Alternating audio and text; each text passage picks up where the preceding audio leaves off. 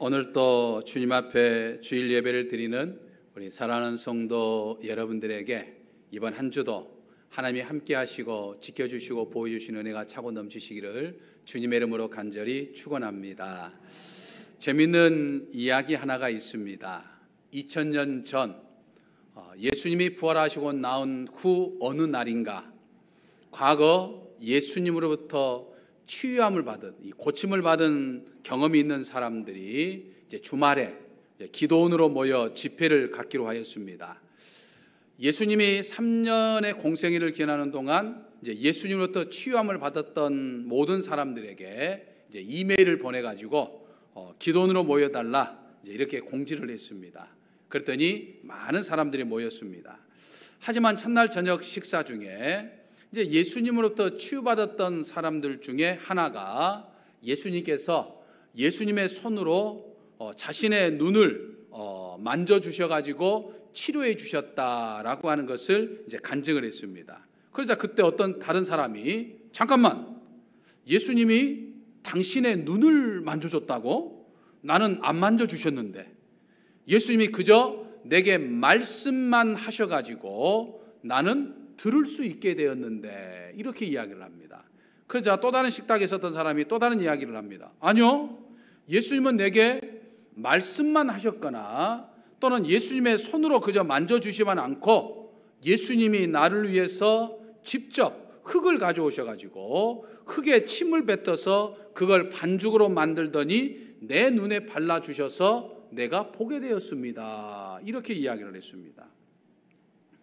결국 이 사람들 사이에 이제 논쟁이 되었습니다. 예수님은 말씀으로만 고치신다, 또 예수님은 직접 손으로 움직여서 고치신다, 아니다 예수님은 침을 뱉어가지고 고치신다, 이렇게 그래서 예수님의 진짜 치유 방법이 뭐냐, 이거에 대해서 서로 이제 논쟁을 하게 된 거죠.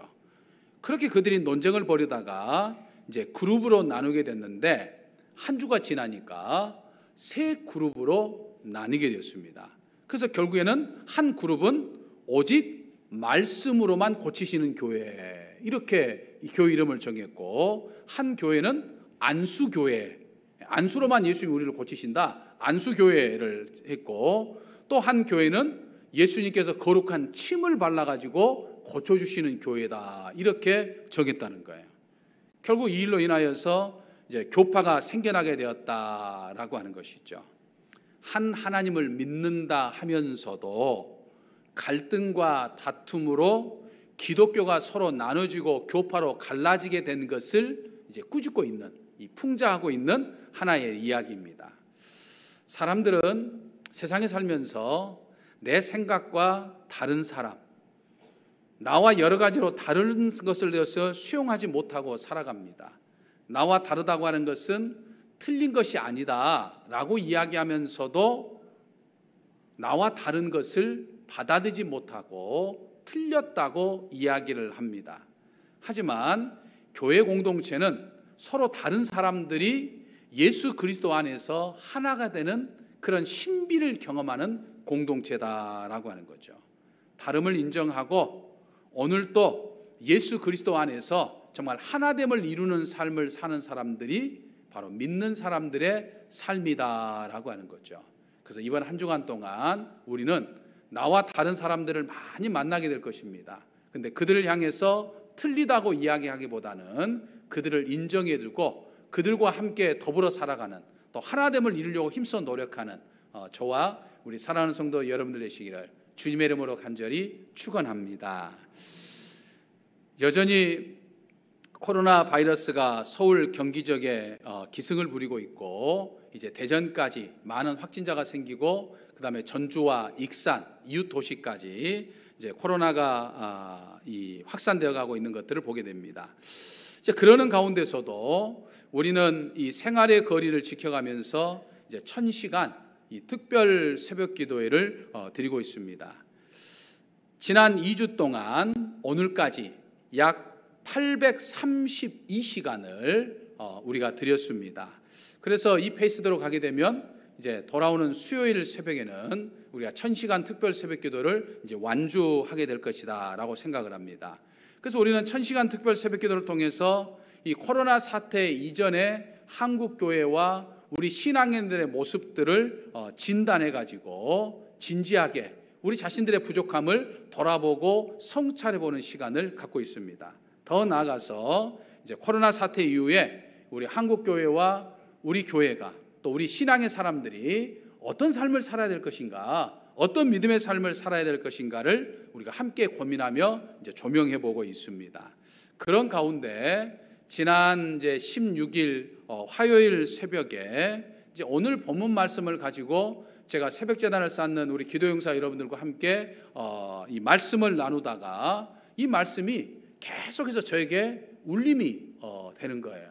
그래서 이 말씀을 우리 정읍제일교회 성도들 전체와 함께 말씀을 나눠봐야겠다 하는 생각을 갖게 돼서 한 주간 동안 또 이 말씀을 다듬고 또 더 연구하고 준비해가지고 이 시간 여러분들과 함께 나누고자 합니다.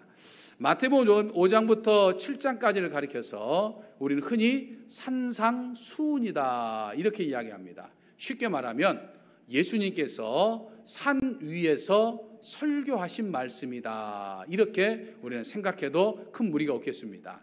사실은 산이라고 이야기는 하지만 산이라기보다는 이제 갈릴리 호수가 바로 한눈에 내려다 보이는 조그마한 언덕과도 같은 곳입니다. 2000년 전에 수많은 사람들이 예수님 주변에 몰려 들어와서 예수님은 이 갈릴리 호수 맞은편에 있는 언덕 쪽에서 이제 이 청중들을 앉혀놓고 그리고 이제 설교를 하시고 있는 거죠. 그것이 바로 산상수훈입니다. 그래서 그리스도인이라고 하면 어떤 삶을 살아야 할지를 자세히 말씀해주고 있는 부분이기 때문에 우리 기독교 대헌장 이렇게 이야기하기도 합니다. 갈릴리 호수가 한눈에 내려다 보이는 호수에서 설교하시면서 예수님이 설교하셨던 첫 번째 주제가 바로 이 팔복이었죠. 이 8가지 복에 대한 말씀이었습니다. 그리고 두 번째 주제가 이제 오늘 본문 말씀인 이 소금과 빛에 관한 말씀입니다. 그래서 이 말씀은 우리 믿는 사람들은 너무나도 잘 아는 말씀이죠. 더 나아가서 이 불신자들, 신앙생활하지 않는 불신자들도 종종 인용하는 말씀이 되기도 하고 더 나아가서 이 힌두교인이었던 마티마 간디와 같은 사람까지도 이 타종교 사람들에게 깊은 영향을 주는 이 말씀이기도 했습니다. 그래서 오늘 이 말씀은 제가 자세히 설교하지 않아도 우리는 이 말씀의 내용을 짐작을 하죠. 그래서 그 말씀을 생각해 보면서 그래 내가 정말 세상에서 소금과 빛과 같은 그런 사명, 그런 어떤 삶을 살아야 할 텐데 내가 정말 그런 삶을 살지 못했구나, 내가 정말 소금과 빛 같은 그런 삶을 살아야겠구나, 그런 어떤 다짐들을 해보기도 합니다. 하지만 오늘 저는 여러분과 함께 이 소금과 빛 중에서도 이 소금에 대해서 초점을 맞추면서도 무엇보다도 이 2000년 당시에 예수님으로부터 직접 말씀을 들었던 이 1세기 유대인들이 생각하는 이 소금, 그러니까 소금이라는 말을 들으면 그들이 어떤 생각을 하고 있는가, 이것을 중심으로 해서 우리가 이제 이 코로나 사태 이후에 우리 한국교회와 우리 교회가, 우리 그리스도인들이 어떤 삶을 살아야 할 것이냐라고 하는 것에 대해서 이제 생각해보는 이제 그런 시간을 갖고자 합니다. 지금으로부터 500년 전인 이 종교개혁 당시에 이제 교회였던 이 가톨릭 교회는 이 성경이 사제들, 이 신부들만 읽을 수 있는 이 사제들의 전유물이었습니다.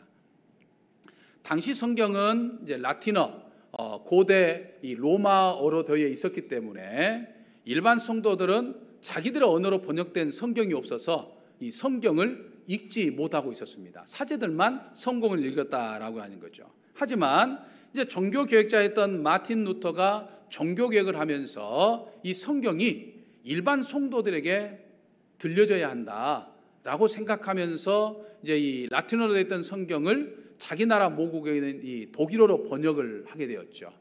이에 자극을 받아서 각 나라에 뜻있는 사람들이 이제 자기 나라 말로 번역을 하기 시작하면서부터 이제 성도들의 손에 성경이 들려지게 되었고 이제 성경을 직접 읽게 되었다라고 하는 거죠. 그래서 글을 읽을 줄 아는 사람이라고 하면 이 성경을 읽고 성경에 나타난 하나님의 뜻을 알고 많은 은혜를 받으면서 보내왔었죠.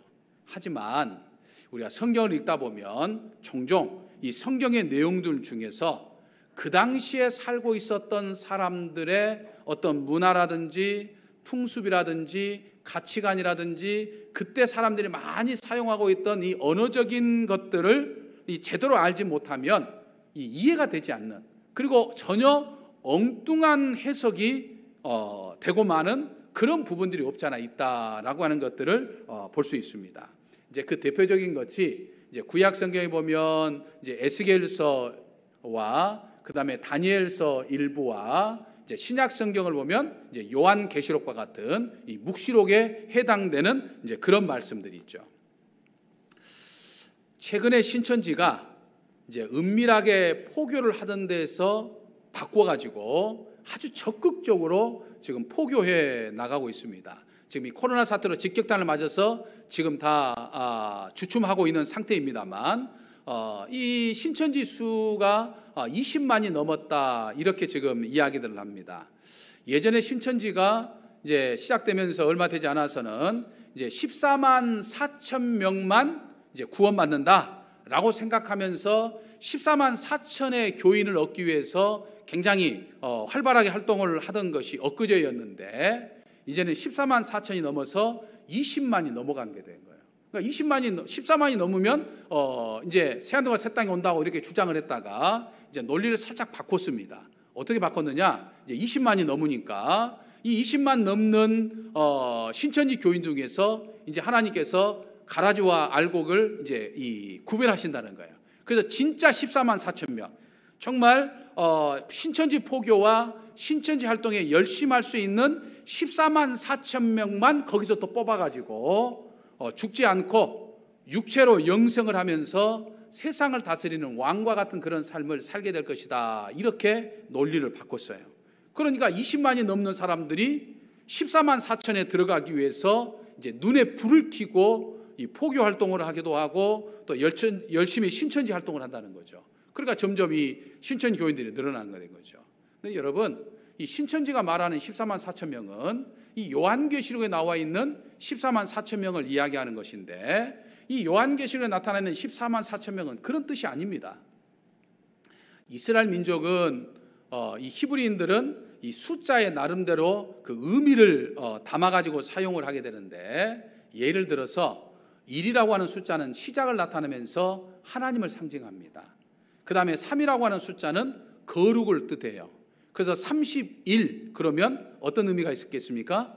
거룩하신 하나님이라고 하는 뜻이 담겨져 있는 것이죠. 그 다음에 7이라고 하는 숫자는 완전수예요. 모든 걸 나타내는 완전수를 의미합니다.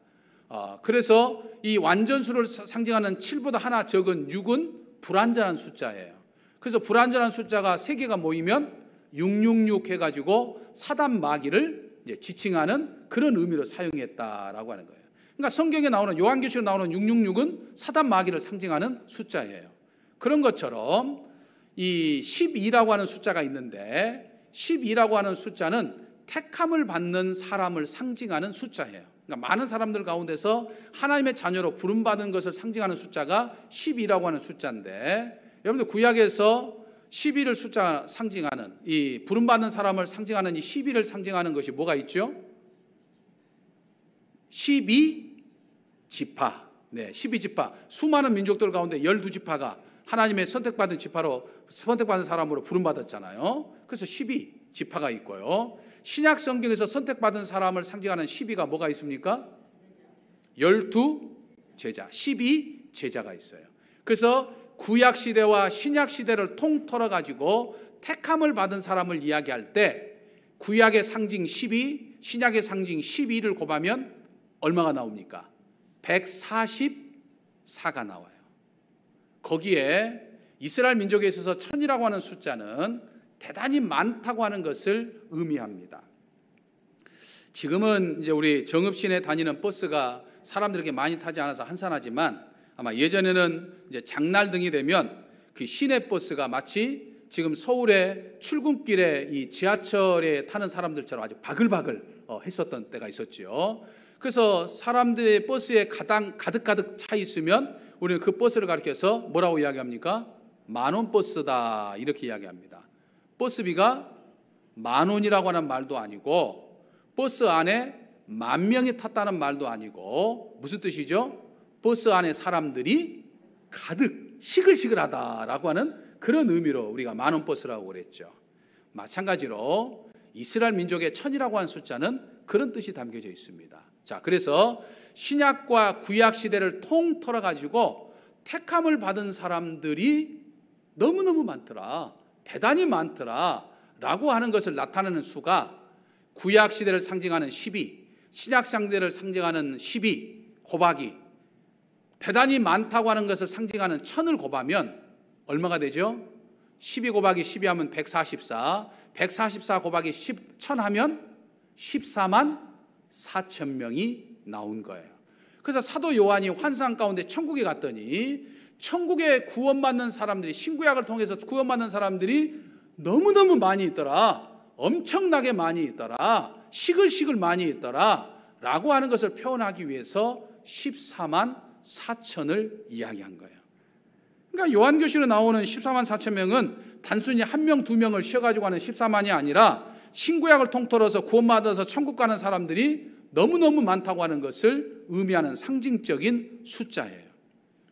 실제로 사도 요한이 환상 중에 천국에 가서 보았더니 구원받은 사람들이 예수님의 어린 양 보좌 앞에 앉아있는 예수님을 향해서 찬양의 노래를 부르는데 그 엄청난 사람들이 찬양의 노래를 부르니까 그 노래하는 소리가 요한계시록 14장 2절에 보면 뭐라고 이야기하냐면 우레소리와도 같더라 이렇게 이야기합니다. 여러분 생각해 보세요.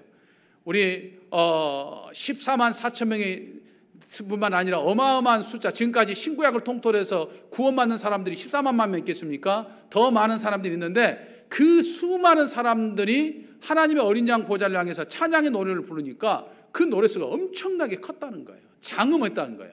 그러니까 우레소리와도 같았다 이렇게 표현한 거예요.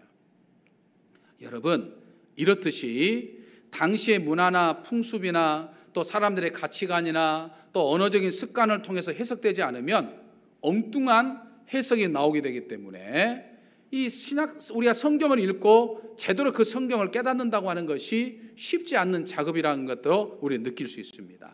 그래서 이제 그런 맥락에 의해서 오늘 본문 말씀에 등장하는 너희는 세상의 소금이니라고 하는 이 말씀은 그저 우리의 생각으로 이해하기보다는 당시 이 예수님의 말씀을 들었던 1세기 유대인들의 문화와 풍습, 가치관 등에 비추어서 생각해 보면 우리가 흔히 소금 그랬을 때 떠오른 것과는 다른 의미가 담겨져 있다라고 하는 사실입니다.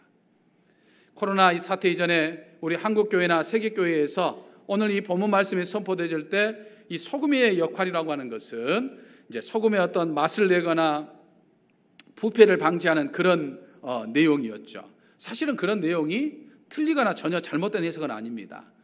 세계교회와 한국교회가 또 수많은 그리스도인들이 이 말씀을 들으면 자신을 돌아보는 거죠. 소금 같은 맛을 내지도 못하고 소금같이 부패 역할을 방지하는 그런 역할을 하지 못하고 내가 그릇된 삶을 살았구나 이런 걸 생각해 보면서 내가 정말 세상에서 맛을 내기도 하고 또 부패를 방지하는 그런 삶을 살아야겠구나 라고 어떤 새로운 각오를 다지는 계기가 되었던 거죠. 하지만 예수님을 직접 만나고 들었던 1세기 유대인들이 예수님으로부터 소금에 관한 이야기를 들었을 때는 이 사람들은 조금 다른 생각을 했다라고 하는 거예요.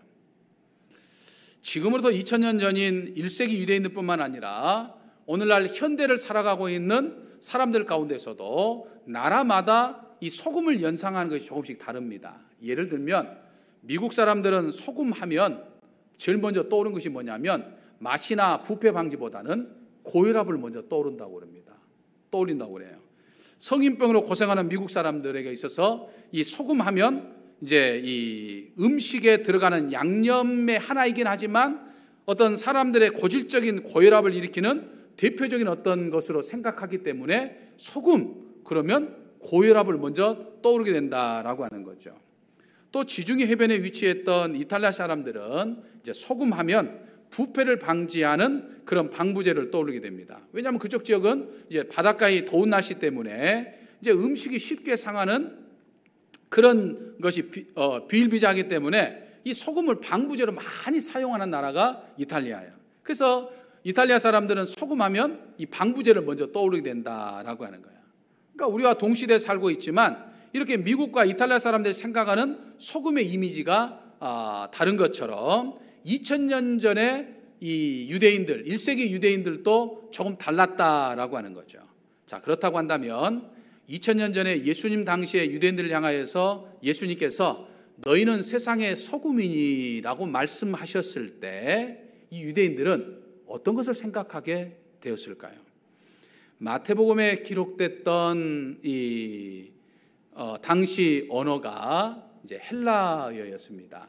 고대 그리스 말이었죠. 그래서 고대 그리스 말에 의하면 너희는 세상의 소금이니라고 번역된 이 헬라어 원문에는 휴메이스 에스테 또 헬라스테스 게스라고 하는 말을 사용하고 있는데 이제 이 말이 너희는 세상의 소금이니라고 하는 말로 번역이 됐는데 여기서 이 세상이라고 하는 말로 번역되어 있는 이 게스라고 하는 이 단어가 정확하게 번역을 하게 되면 흙을 말합니다. 흙.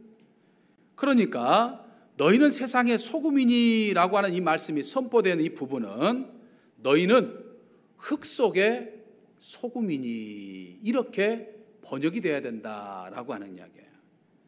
또 신약 성경은 헬라어로 기록되어 있지만 이 신약 성경 특히 마태복음을 듣는 대상은 누구냐면 유대인들이었습니다.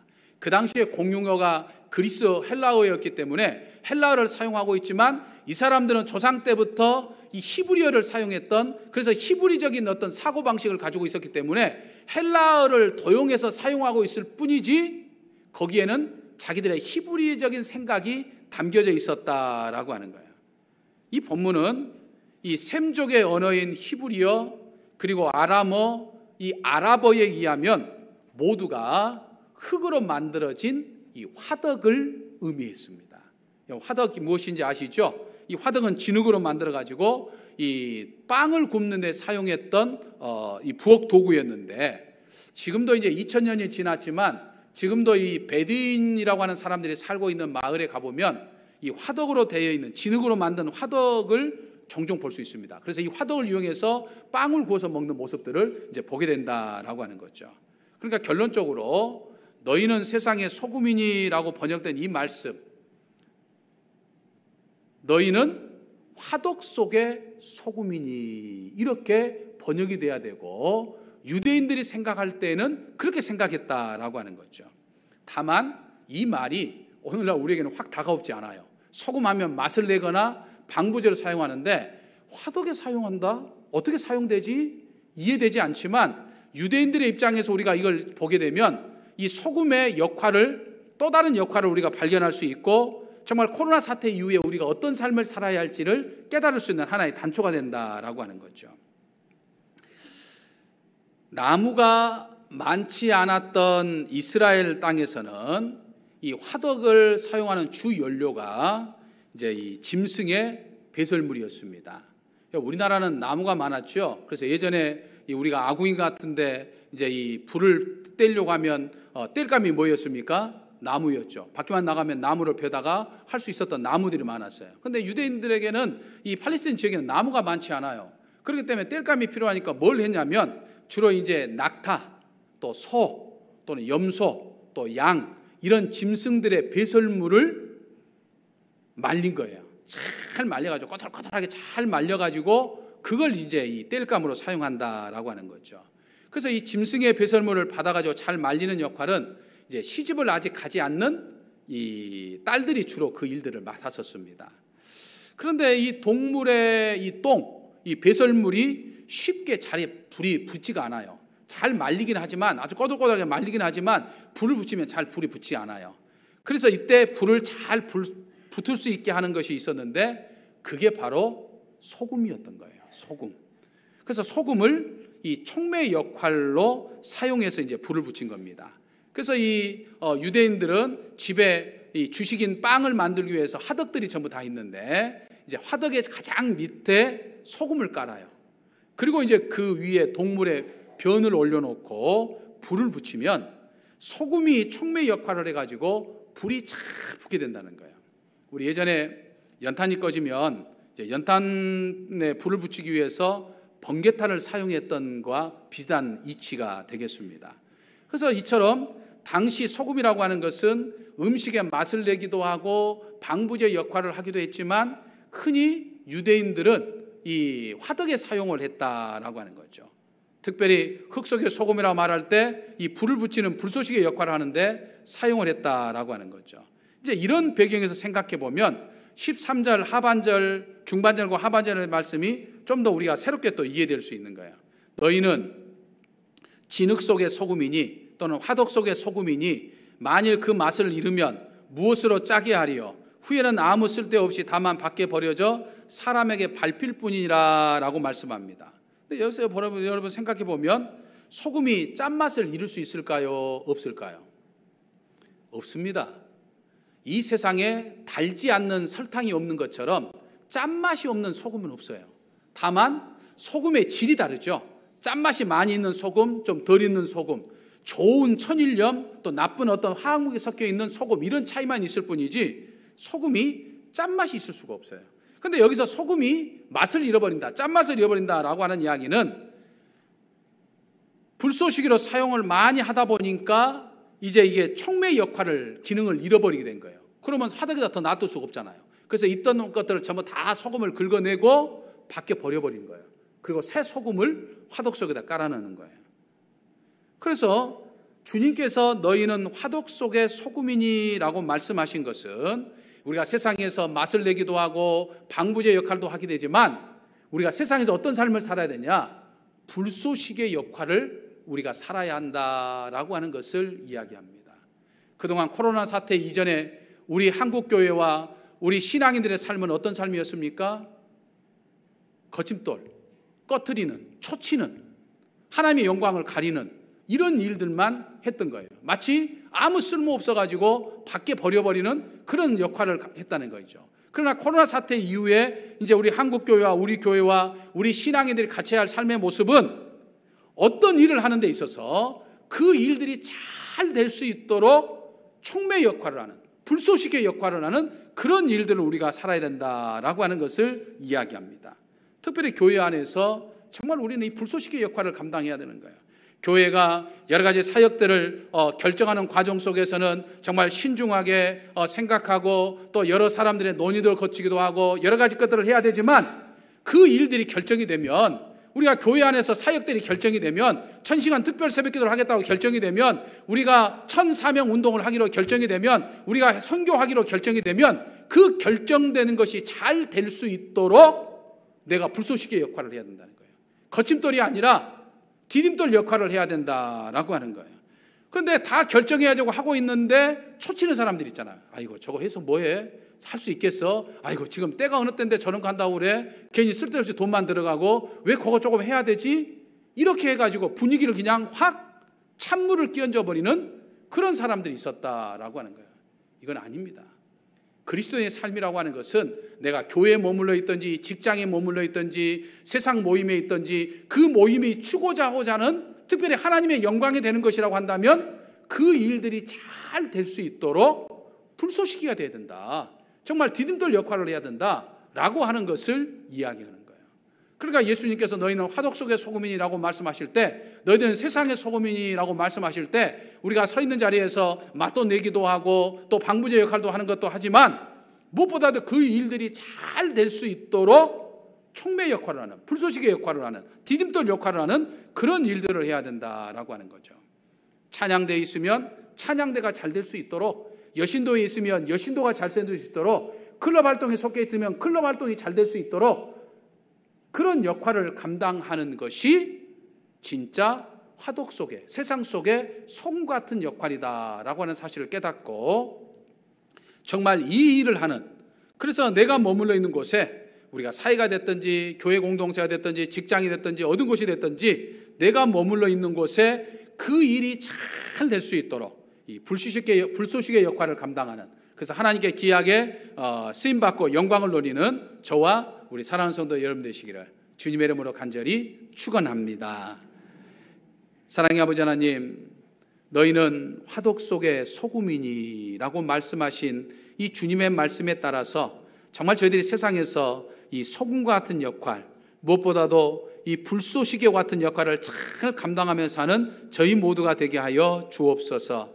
교회에서나 내가 머무는 곳에서 행여나 거침돌이 되지 않게 하시고 초치는 일을 하지 않도록 해주시고 찬물을 끼얹는 일이 되지 않게 하시고 그 일들이 잘 되게 하는 이 디딤돌과 같은 역할을 감당하며 살게 하여 주시옵소서. 우리 주 예수 그리스도의 이름으로 기도하옵나이다. 아멘. 전능하사 천지를 만드신 하나님 아버지를 내가 믿사오며 그의 아들 우리 주 예수 그리스도를 믿사오니 이는 성령으로 잉태하사 동정녀 마리아에게 나시고 본디오 빌라도에게 고난을 받으사 십자가에 못 박혀 죽으시고 장사한 지 사흘 만에 죽은 자 가운데서 다시 살아나시며 하늘에 오르사 전능하신 하나님 우편에 앉아 계시다가 저리로서 산 자와 죽은 자를 심판하러 오시리라. 성령을 믿사오며 거룩한 공효와 성도가 서로 교통하는 것과 죄를 사해 주시는 것과 몸이 다시 사는 것과 영원히 사는 것을 믿사옵나이다.